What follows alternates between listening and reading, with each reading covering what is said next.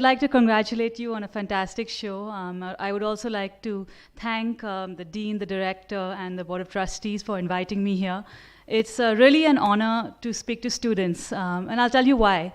It's because when I graduated from school, from business school, we had a great achiever as a speaker, but he was not a memorable speaker. So I remember that this was our most important moment, and here we had a not very memorable speaker. And that was a time when we didn't have smartphones. So in fact, what I'm going to tell you is not to switch off your phones, but you have full permission to keep them on. And if at any time you're getting bored, you can send as many messages as you like. Sorry, could I just get some water? Okay, so I'm going to talk about design thinking at work, and I'll tell you why it's design thinking that's important. What is this? You can see the picture there.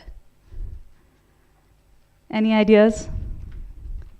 Yeah, it's an elephant, right? So if it comes to you in this nice box, from a jeweler, they've opened a new shop. So you think, okay, it's nice, the jeweler is sending you an elephant, it's Ganesh, it brings good luck. But why are they doing that? What are they trying to communicate? Then they send you a picture of this. This is the ring that you can put on your elephant, so you can keep this elephant next to your bed, make sure you never lose your wedding ring. Okay? What else can it do if you don't want to do that? You use it as a paperweight. So you've got another use for this thing that you weren't expecting. What else can you do? It's a pen drive. Okay? So it is completely unexpected.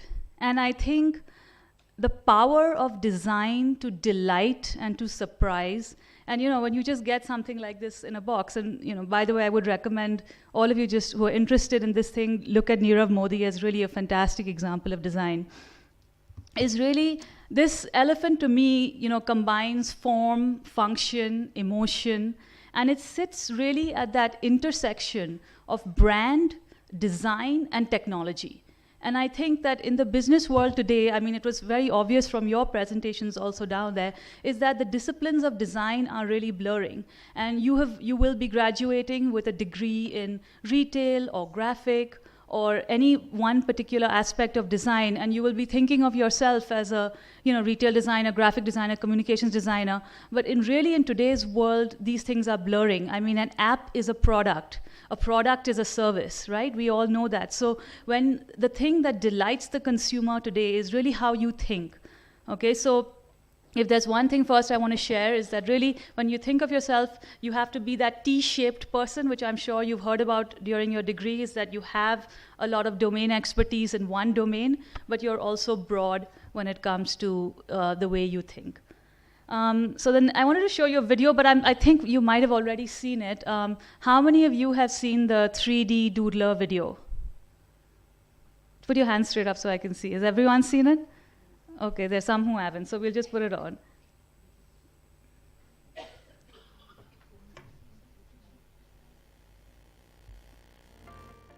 You need to put some lights off, I think. When we first launched the 3Doodler, we asked the world to imagine a pen that could literally draw in the air.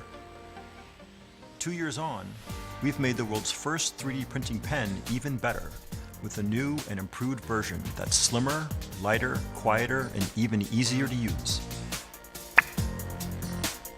The 3Doodler heats, then rapidly cools plastic, allowing instant 3D creation. And with no software or computers, the possibilities are limited only by your imagination. We've shipped over 130,000 first-generation 3Doodlers, and our community has used them to create amazing things, from jewelry to RC planes, fully 3Doodled dresses, architectural models, and even writing Braille. It was because of the support of this Kickstarter community that we were able to make the 3Doodler dream a reality. To say thank you, we've decided to bring 3Doodler 2.0 to you first. Completely redesigned from top to bottom and housed in a sleek aluminum casing, the new 3Doodler is the result of over 2 years of research and development, all aimed at giving you the best 3Doodling experience possible. The new 3Doodler is also packed with loads of enhancements, making it smoother, sleeker, and easier to use than ever before. We're also releasing exciting new accessories, including the Jetpack, a portable power pack that gives you the freedom to 3-doodle on the go.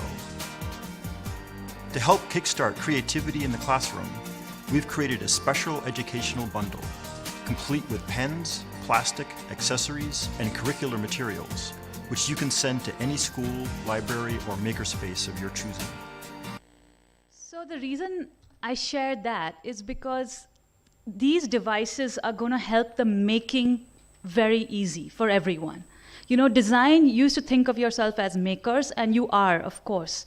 But when making becomes so easy, it's the thinking that separates people. It's how you conceive, how you imagine, how you visualize, how you create. It's those ideas that are going to separate, because it becomes very easy for everyone to make.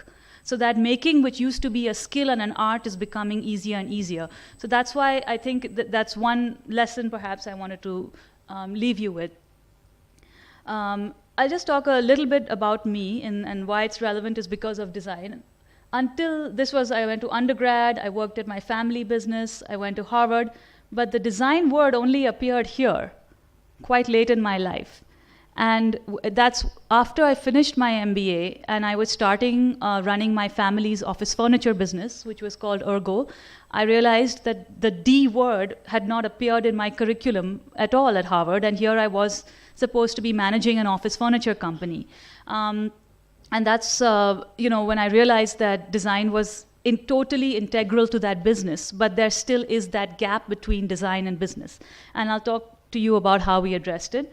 And then after that, I'll be talking about my experiences now as a Mint columnist. And then lastly, I'll just end with a little bit about design and what I've learned as a parent. So, one of the things I wanted to say that you're going to hear this statement a lot, that we can't afford it. Good design is very expensive. Okay, you might graduate out in the real world. You might have already heard this statement. If you hear that, please tell them, whoever you hear, that bad design is even more expensive. So if you want to see what the costs of good design are, you should see what the costs of bad design are. And that's because I can say this because I've experienced it, because we as a company actually invested a lot in design, and then we actually stopped investing in design, and in fact the business really went down.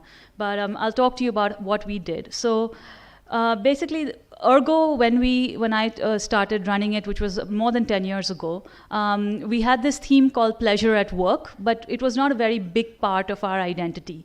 And so we said that how do we make this important to us? And how do we link the design, the product design, the business to the marketing and putting that all together?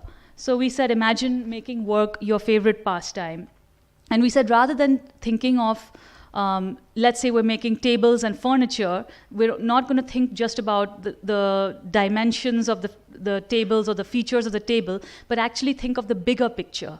So basically, when we're thinking of designing a product, we're not thinking just of the immediate product attributes, but we're thinking of the benefits and the longer term, bigger scale benefits to the people who use that product.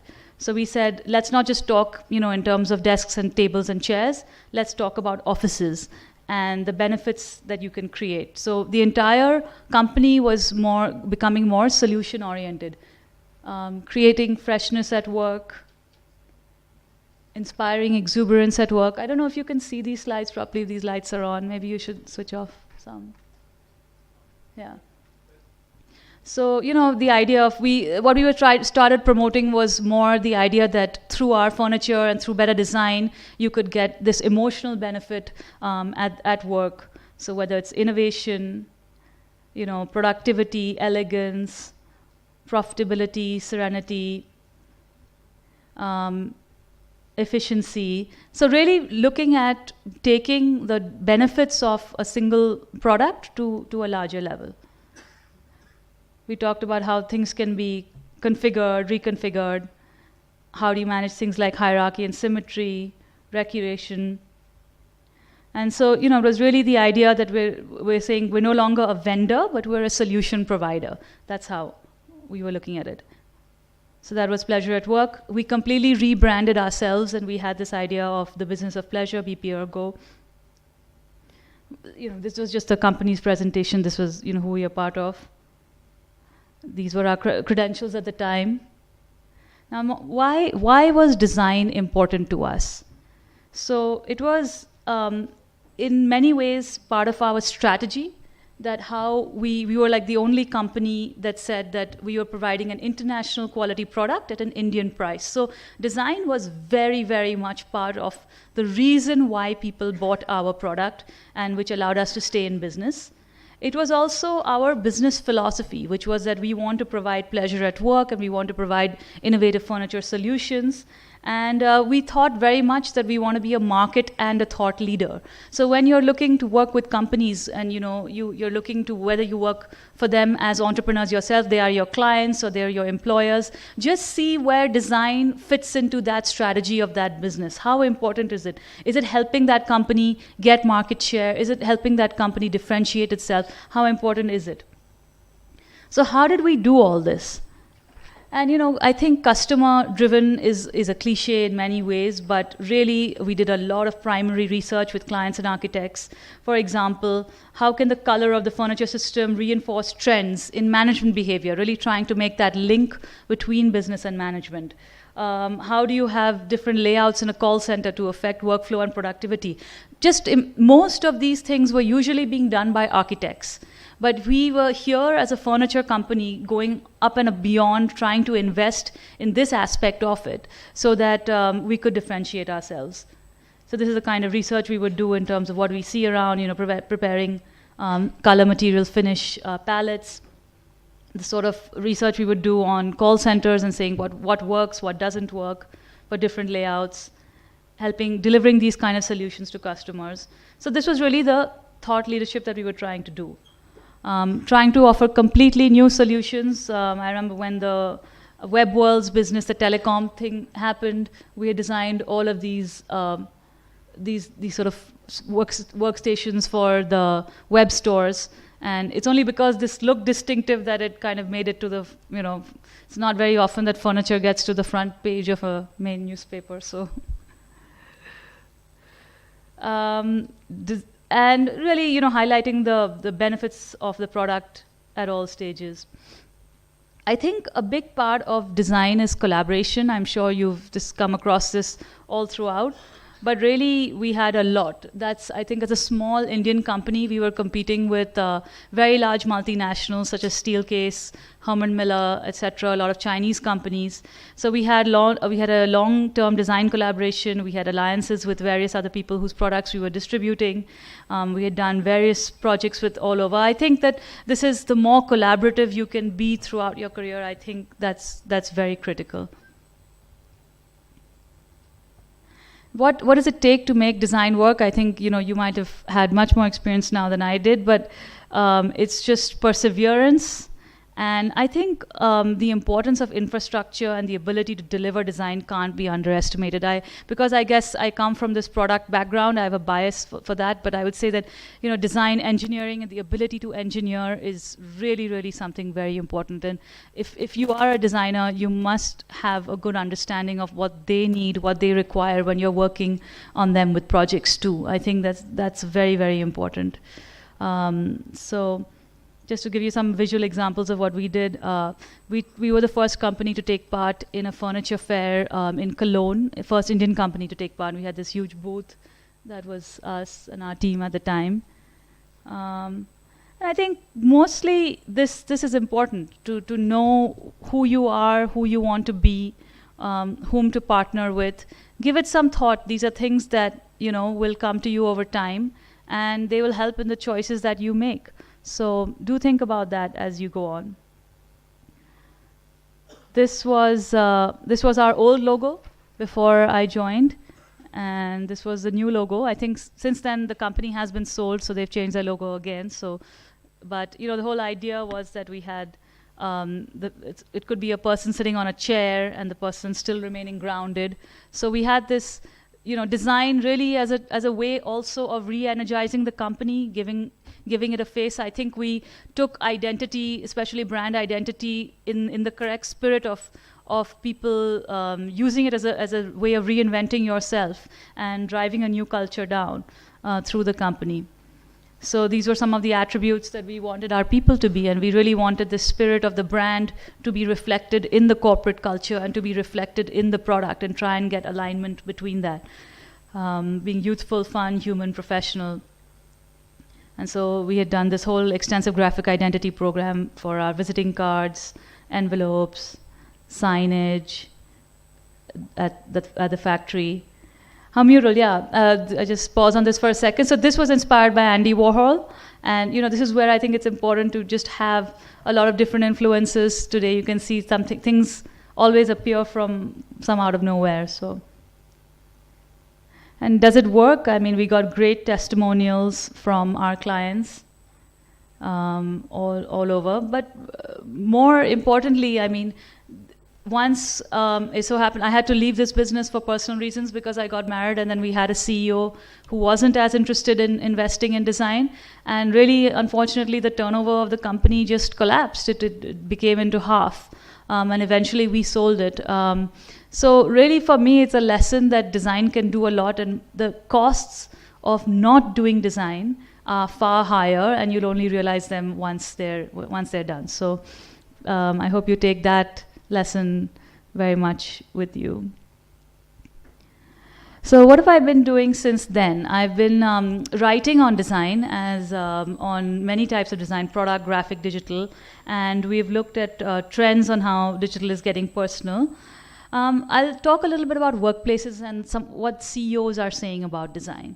So typically, what I've seen here is that business is speaking one language. There's cost, completion, employee productivity, that's the business language. And the design language typically is aesthetics, functionality, contractor quality. I think anybody who's had an architect, even though you are all from a design background, even if you've worked on a design project with one of your architects, I think you can know how frustrating it can be and how you might be left behind with that. So I found that they speak completely different languages. But that doesn't have to be the case. They can be combined. The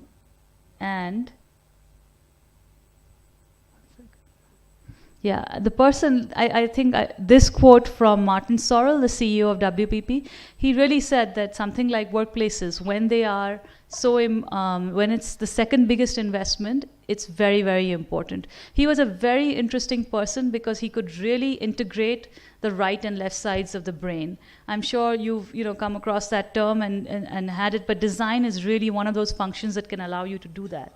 Even through the workplace, you can tell what kind of commitment a client has to design. And that can be your indicator of saying what they're investing in and what their priorities are. So I'll give you some examples. On product. So this was a really, really interesting person. This is the mayor of